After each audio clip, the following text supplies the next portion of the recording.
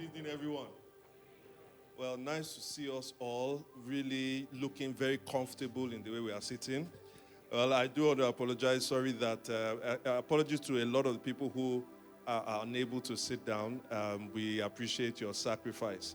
I told Francis and Lola, just as the whole thing was going on, this is for anyone who is planning on planting a church and you want to hold carols, it will be good as the preacher to coordinate with the drama people, because I almost don't have any sermon to preach again. You know, they've done such a fantastic job, haven't they? Can we give them a round of applause again?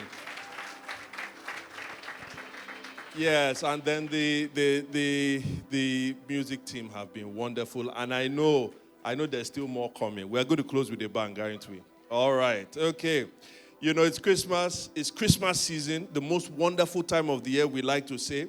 And if you didn't know, right, maybe you're not a Christian here, I'm sure you'll have known, haven't spent time here, that one of the things we celebrate during Christmas, the main thing we celebrate is the birth of a child. And that reminds me about just we as people, what do we do when a child is born? You know, we do many things, and some of them are good, but some of them are very daft. Let me tell you one daft thing we do. Don't worry, I'm also part of it. The moment the child comes out, and the moment we're able to see the child, what would we start doing? After we find that boy or girl, we look, we say, this one looks like this one looks like the mother. You can't see anything at that point. And you know, over a period of time, you know, the face starts forming. We start seeing who they look like here or there. But the other one that happens is with the behavior of the child. Once the child starts behaving in one kind, if the child behaves, is a boy, if he behaves in a bad way, the mother will just say, he's the son of his father. If the girl behaves in a bad way, they say, the daughter of the mother. But when the son behaves in a good way, the father will say, that's my boy. Oh, mommy. Right? Now, this thing that we're doing is not just it's not just a mere observation. We are assuming something profound. And what is it that we're assuming that is profound? We assume that the thing that is here in the present must resemble some things that were there in the past. We are saying that even though the child is its own unique thing, it must be sufficiently connected to the past, to the parents, for its legitimacy. Let me put it in another way. There are humans that produced this human. There are humans behind this human. And as it is with newborn babies and children, so it is with the Christmas story. There are stories that produced this story. There are stories that are behind this story. In other words, the Christmas story itself is a thing, but it is connected to previous stories which produced and shaped what it looks like. And we've been looking at one today, haven't we? We've seen the birth of a child in Bethlehem. Bethlehem, just like the Christmas story, is a strange birth in Bethlehem. Now, I don't want to bore you too much. Let me just go through two things that the birth of the child in Bethlehem in the book of Ruth teaches us about the Christmas story. Two things. One is that it shows us a story of restoration, but it also introduces us to a lineage of salvation. It shows us a story of what? And introduces us to a lineage of? Exactly. So let's start with the first one. Now, can you bring this down a little bit? It's not time, don't worry. Now, one of the things I enjoyed about the early 2000s. Now, if some of you don't know this, now, we're all on social media. Everybody is an influencer. People do their own skits. Do you know there was a time when there was nothing called reality TV? You know what we call reality TV? Some people don't know. In fact, TV is TV. But, when we put real life on TV. So there was the boom of reality TV around late 99, early 2000. There was this show called The Bachelor. I'm sure none of us watched The Bachelor and dreamed that we'll be bachelors, that bachelor that I had to pick from how many. No. But one of the ones I loved watching was house makeover shows. Do you know house makeover shows, right? Where the houses were derelict and all of that, and somebody just wanted to gift this family a wonderful thing. I often thought, why is it always done in the US? What will a Niger house makeover look like? And I found one. Look at this one. This one really looks nice, don't it? Right? Not bad. Not bad. Restoration, somebody. But actually, me, I'm fascinated more with the restoration of a particular material. It's called leather. Right? Recently, I had to travel, and I had these old boots that I bought like 2008. And I'm like, why would I buy boots? It's not like I live abroad again. So I carried it, and I restored it. Something like this. This was not my shoe, but something like this. Look at this. Look at this. No, this is not my shoe. I would like to have it. But look at that, right? It's here. Or sometimes you even see restoration of sofas, like leather sofas like that. Isn't that nice? Here's what I found out, how to restore it. Well, two things must happen. One, the leather must be absorbent. Why must the leather be absorbent? Because of the second thing, you intervene with a substance called a leather recoloring balm. A leather recoloring balm. Now, the leather must be absorbent so that it can receive the balm, and then the balm is massaged into the leather, and somehow it brings back its old nature, but something better. That's what we call restoration. And you see, the story of the book of Ruth is really one about restoration. Restoration of a number of people. Let me tell you about three of them. The first two, we learned about them, Boaz and Ruth. Who was Boaz? Boaz was an old, unmarried guy. He had money, but no wife.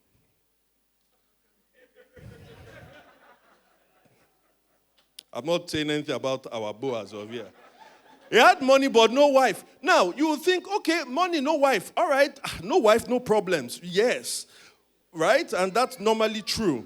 But, I counsel you people now, so I know it's not my own life. My own life is sorted. But anyway, the problem, though, was that if he had no wife, he was going to remain childless. And this was a big deal because it jeopardized the continuation of his name.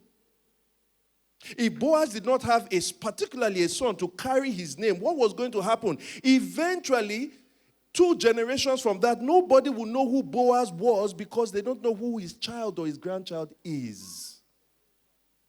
And so Boaz must have been really sad. And then you had Ruth. Ruth was a foreigner that was now living in Israel. She was a widow. She had lost her husband. Now, what does that mean? It meant that if she was living in a foreign land, I don't know how many of us have lived in foreign lands before. No matter, we always say, no matter if you are abroad, let's say in the West, no matter how Western you are, you always remember that you are black. And so no matter how Israeli she was, she would always remember that she was what? A Moabite. And so she could not be fully accepted. However, if she got married to an Israelite and had an Israelite child, eventually she would be accepted. But whilst being childless, she could never be fully accepted. And one more thing, women didn't really have jobs. So she would not have economic security. There were no pension for women. And so if she had no child, no one would take care of her in her old age. She was not going to be accepted. She was also not going to be economically secure. And so they had a problem. Somebody say, but God. God intervened. God intervened, and he intervened in the most extraordinary way. What did he do in chapter 2? God connected them. Somebody say connection. It's really important. You don't know who you are sitting next to. You may be sitting next to your Boaz or your... I feel like I'm saying something here for somebody. For those of you who are married, please don't hear that. We don't do that kind of thing here. You already have your Boaz and your Ruth. Okay. So he intervened in chapter 2. Ruth met Boaz. And then by chapter 3, she was willing to marry Boaz. We see that in 3 verse 10. Right? He said, the Lord bless you, my daughter. As we learned, daughter doesn't always mean daughter. This kindness is greater than that which you showed earlier. You have not run after younger men, whether rich or poor. You know what that means? It meant that it was better to marry a guy that was poor and could at least have a child than a man who was rich that couldn't. She showed him kindness because she was willing to marry. So that when we start the verse that was the beginning verse that was read to us, says, so Boaz took Ruth and she became his wife. Ruth elevated Boaz.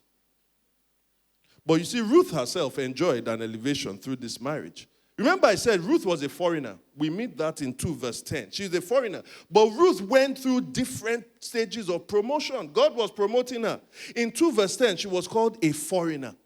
By 2:13, she was called a low servant. By 3 verse 9, she was now the maid servant. And by 4 verse 13, she had now become a wife. From foreigner to low servant, from low servant to maid servant, from maid servant to become a wife. I know some of you feminists are already thinking, is being wife a promotion? Just hold your thing there today. In that time, it was a promotion. So now at this point, there is hope. There is hope. But let me tell you, the hope for two of them, now they've gotten married, that hope was very slim. You know why it was very slim? The hope of having a child. You know why? Because not just that Boaz, remember Boaz was old. That's why he could call her my daughter. So what are the chances of an old man having a child? But this was even made worse by this. Ruth had been married before. In fact, commentators tell us that she was married for 10 years. And 10 years without what?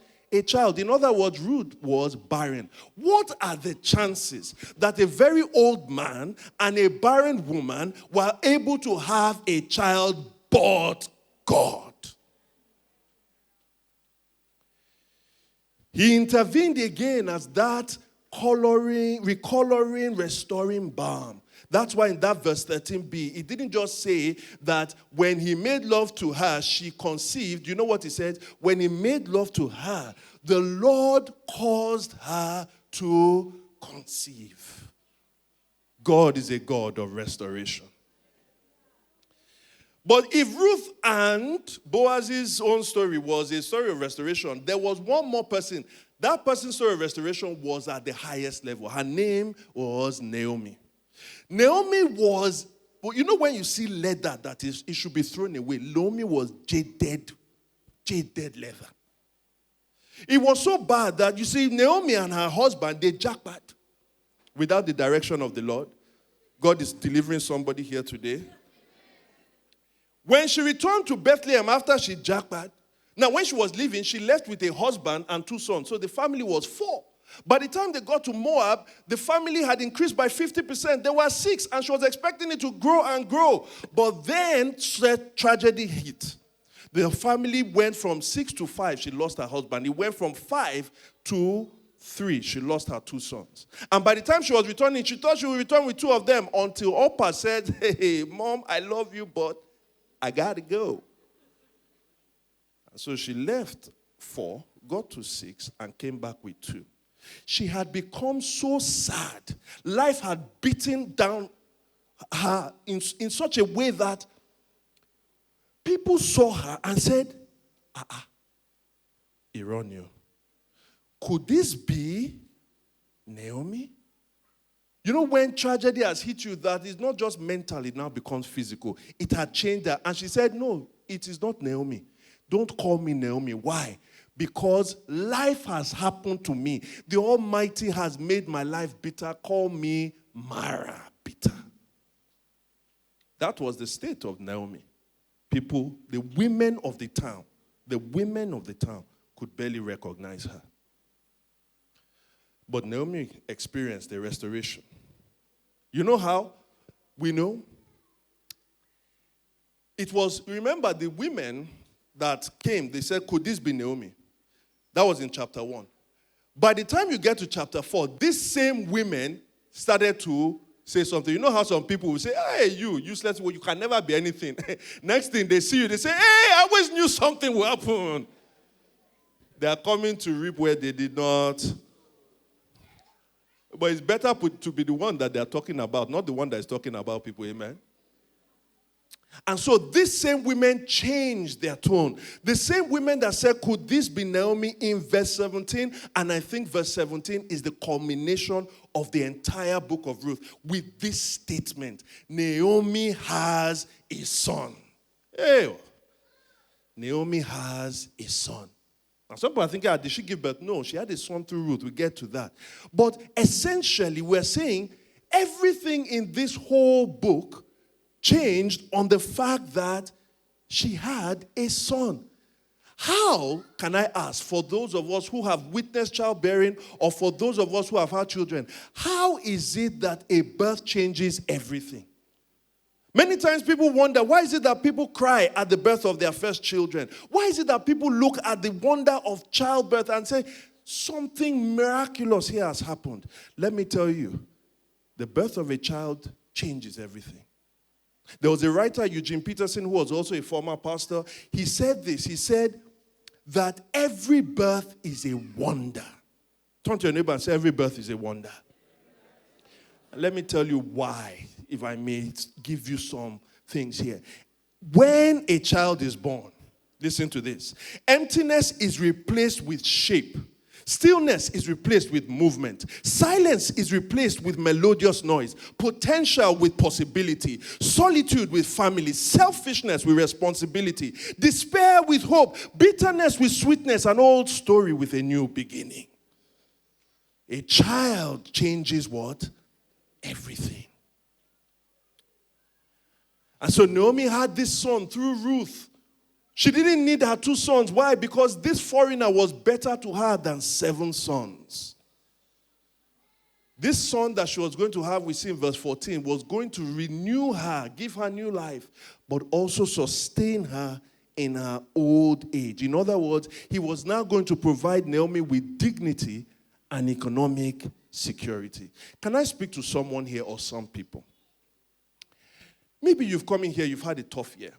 Or maybe you've had a tough couple of years. And let me be honest with you. God, for his own purposes, can decide to empty us of many things we hold dear. It hurts. It's painful. But that God often has sometimes a clear reason for doing it. But oftentimes, the reason why God does these things is a mystery. It's a mystery. But I don't want you to give up on the mystery. Listen to me. The mystery many times is an invitation into discovery. It's an invitation into discovering something about God. Never forget this, that the God who empties is the God who fills.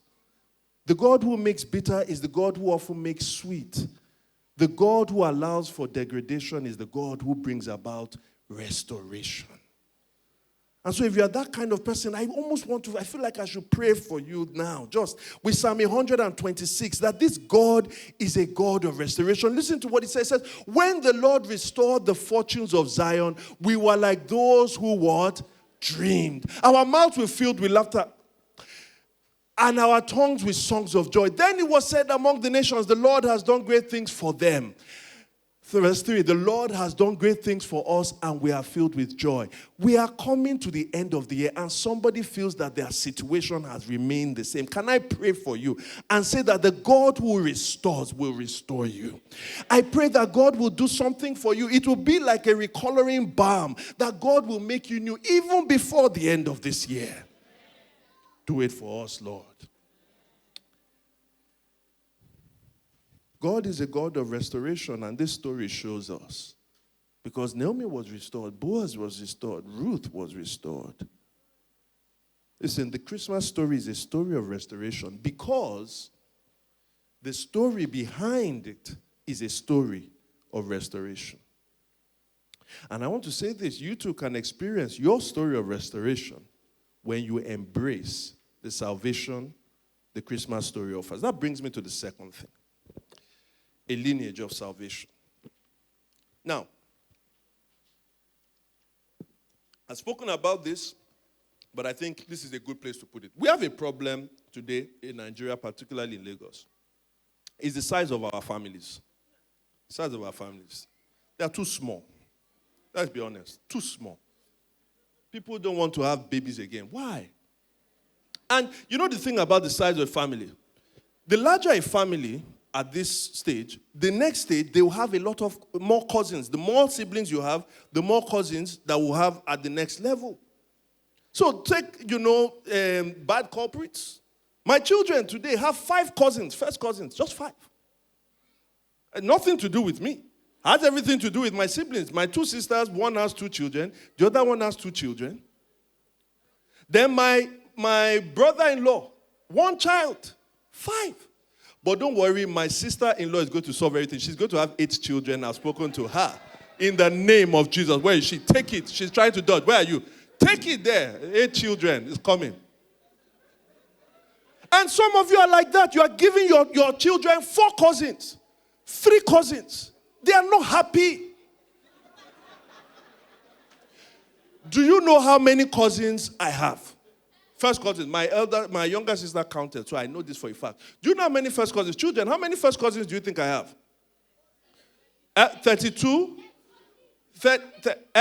50? 40? Okay. You all tried. Any adults that want to be the children? How many? 50? 50, really? Okay, let me tell you how many first cousins I have. My other sister, my younger sister counted. She counted 93. Even me too. He choked. My grandparents were busy. You see, they said we had a population boom in Nigeria. We were part of the Osunnuyi. Please clap for us. Thank you very much. Thank you. So if you wanted to show the connection between me and my siblings and connection to my grandfathers, what you need to do is that you draw something, we call it a family tree. We draw the family tree for the 93. And so you see the connection between me, all my cousins, and all my grandfathers. That's a pictorial view of our family connection.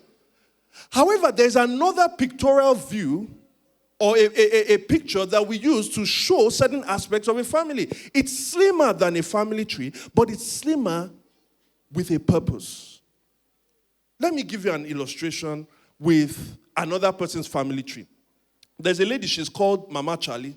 So Mama Charlie she died recently, right? Can you put Mama Charlie's family tree up? Oh, we can't see it. She was otherwise known as Queen Elizabeth, all right? She had a son. His name was Charlie. Do you understand? Now, this Queen Elizabeth's family tree. If you look here, you have her son, Charles. You have her first child, Princess Anne. You have, what's that guy's name? That one that was always entering into trouble. Andrew. And then you have Edward, right? And then, actually, Andrew has children. Edward has children. Princess Anne has children. We really don't care about them. They are really irrelevant. What do? We look for Charlie. And after Charlie had 2 children. Right? One of them, his head is straight. The other one, the head is not straight. I'll allow you to choose which one it is. But we are usually very concerned with one line. We are concerned with a line in the family tree. Why? Because that's the family line for where? The crown. We can also call it the elect line. There's a family line. And so whilst we look at the tree, we identify the line for a specific purpose. All others become irrelevant.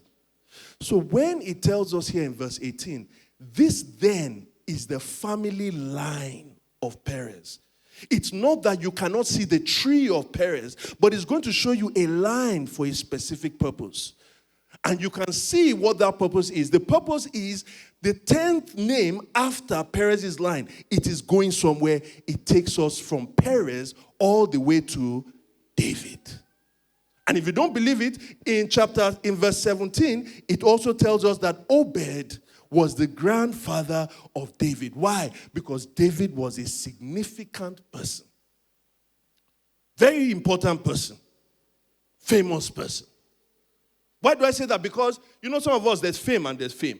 You understand what I mean? There is fame and there is fame. There is the fame of Portable and there's the fame of whiskey. You understand? There's fame and there's fame.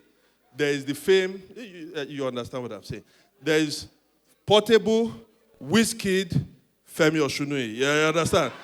So there's fame and there's fame. There was a prayer for Boaz in 4 verse 12. They said, let Boaz be famous in Bethlehem. It's not bad.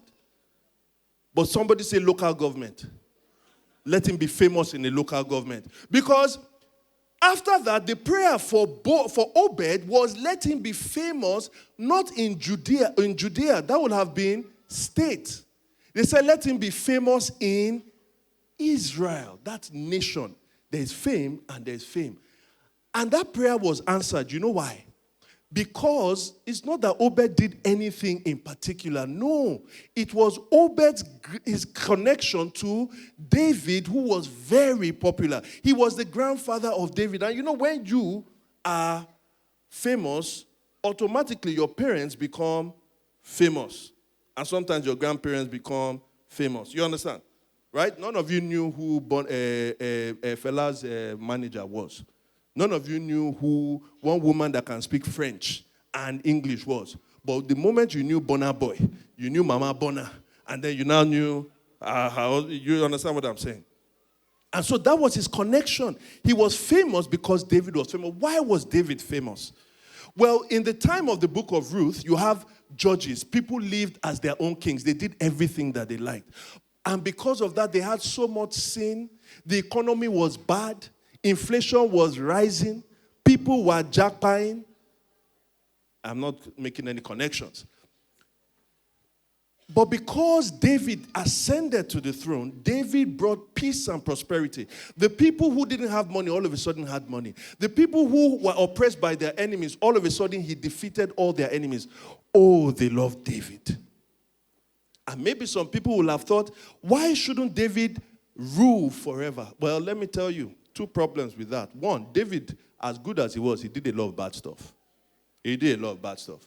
Let me tell you two things, bad things he did. David killed a man just so that he could marry his wife. Not very good. Second one was David, out of pride, even though people warned him, don't do it, he decided, he wanted to know how powerful they were, the army was. So he counted the army. And after he counted the army, that thing he was warned not to do, it cost 70,000 lives in Israel. David did bad stuff. But the second thing why he couldn't even rule forever was that David died. Like everybody dies. David died.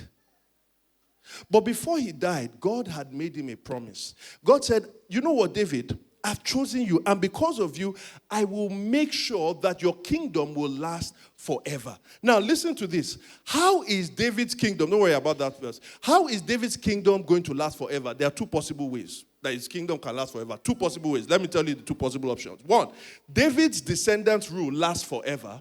Two, a descendant of David rules forever. I'll say it again. Two options for David's kingdom to last forever. David's descendants rule lasts forever. That is, David has a child. That one rules. That one, when he dies, the next son rules, and they rule, and they rule, and they keep ruling forever. David's descendants rule lasts forever. That's one option. The other option is a descendant of David rules forever. Which one is it? Well, let's settle it by finishing with another family line. This time is a longer family line, but it is in Matthew, the book of Matthew, chapter 1, verses 3 to 16. I'm not going to read all of them, but I want you to see this. It has three different sections. The first section we already know, right? It is literally the same thing that we saw in the book of Ruth, right? But it just starts not at Perez, it starts with Judah.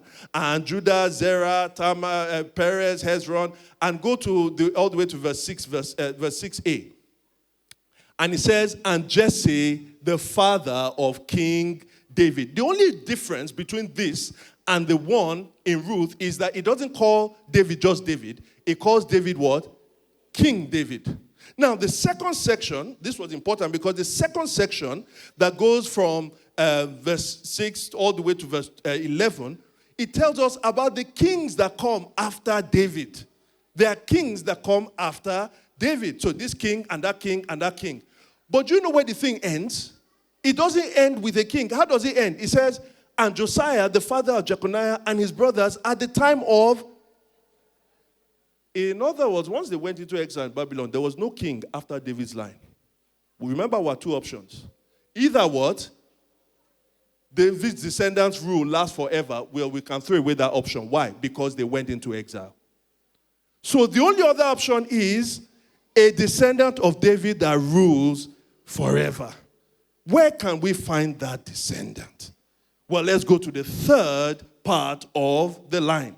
And so we read that we go from after the exile, Jeconiah was the father of Shealtiel, Zerubbabel, Eliud, Eleazar, Matan. All these are men. Jacob, the father of Joseph. And then we hear a woman.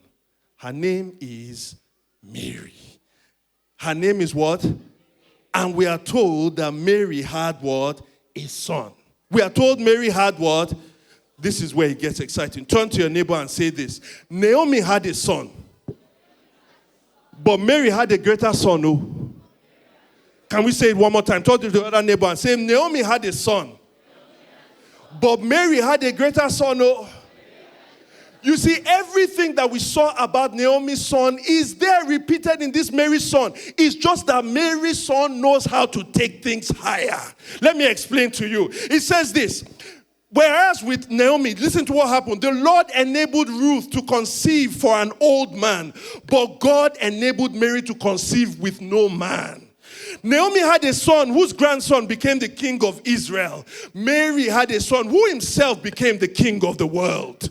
Naomi had a son who became famous throughout Israel. Mary had a son who is famous to the ends of the earth.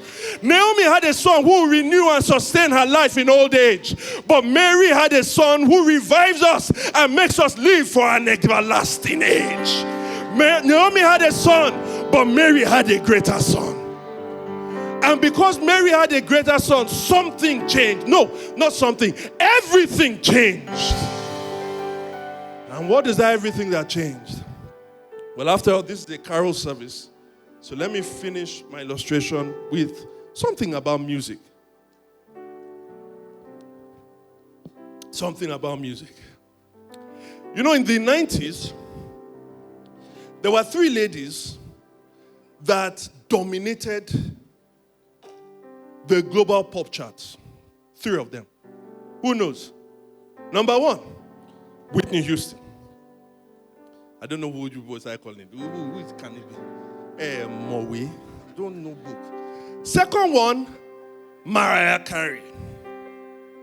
Third one, Diana Ross. 70s, my friend. What's wrong with you? The third one was a lady called Celine Dion. See, after they've told you. In fact, these ladies were so good, they were called the vocal trinity. Their songs were wonderful. I would like to talk about each of these women, but I don't have time, so I want to talk about one. And you know the way I chose? It's very easy. This is Nigeria. And Nigeria, we love Canadians and Canada. So I'll focus on the Canadian, Celine Dion. You see, at the end of 1999, beginning of 2000, she had released a number of albums. I can't remember many albums. But she was tired. And she said she was taking a hiatus. She was taking a break.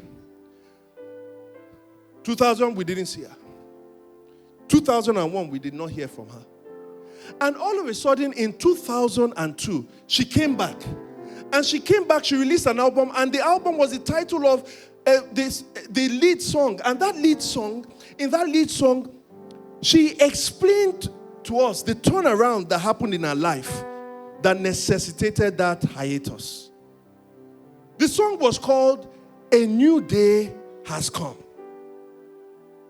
And you're wondering, what is it that she was trying to explain in this song? Well, the lyrics help us to get us there. She starts with it. She says, I was waiting for so long for a miracle to come. Everyone told me to be strong. Hold on. Don't shed a tear. I don't remember now. Who will help me? Huh? No, it's not hush. See, it's not hush. We now get there. Then,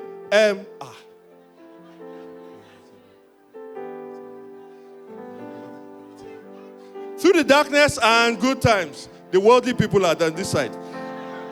Through the darkness and good times, I knew I'd make it through. But the world thought I had it all. But I was waiting for you. And it's like, it's a love song. She was waiting. No, she was already married. And so you say, who was she waiting for? Who was this miracle that was going to come? And just before you think she was going to reveal it, she said, no, the chorus now comes. She now says, hush. Now, I see the light in the sky. Oh, it's almost blinding me. I can't believe I've been touched by an angel with love. I'm like, hey.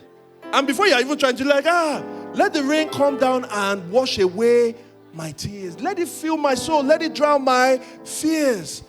Let it shatter the walls for a new sun. A new day has come. You're wondering, how does the pastor know all of this? There was an old that became the new. You understand, right? All things are passed away. They've just not passed that much. So you're like, who is she waxing lyrical about? Who is this man? Who is this person? Who is that? And then, as you are thinking about it, she now starts, where there was darkness, now there is light. Where there was pain, now there is joy. Where there was weakness, I found my strength. Who are you talking about? All in the eyes of a boy. A boy? A boy? But you have to understand, Celine Dion also had a miraculous baby. She was in her 30s, her early 30s, but her husband was 26 years older than her. Her husband also was nearly dead. Can anything come out of him? He was very wealthy, but he was very old, and they didn't know whether they could have a child. And they tried for years and years and years, and eventually her miracle, as it were, had come from above. And that is why she was saying, a new day has come for me and my family. All in the eyes of a boy. When she looked at the child, she said, a new day has come. And it's true, it came. But you know, the funny thing is this. It was limited. Because ultimately, in the house of Celine Dion, the husband died in 2016. Sadly, she herself has a neurological disorder now. She too will die one day. And that child, that miraculous child, will also die one day. Listen to me. No matter what it is, no matter what the restoration, no matter what thing you have received here today, or you have received in this life, no matter what it is, eventually, if you say it is a new day, the newness will become old and the day will give over tonight. Whatever boy you are looking at, that boy will only bring, or that girl will only bring a temporary relief, a temporary joy. That is what happened with her when she looked in the eyes of her boy. But can I tell you, when Mary looked into the eyes of her own boy, she saw something else. You see, when Mary looked into the eyes of her boy, the old became new, and the new did not go away. The night gave way for the day, and the night never returns again. In the eyes of Mary's boy, we've seen the light that leads to eternal life. We've seen the fire that leads to immeasurable power. We've seen the love that leads to unquenchable joy. Who is this Mary's boy? I'll tell you this, Celine Dion was wrong. He is not an angel. He is the Messiah. His name is not Obed. His name is Emmanuel. He is not just the son of Mary. He is the son of the living God. And I pray, if you've never known him, I pray that you will not just understand the story behind the story, that you will not just marvel at the Christmas story,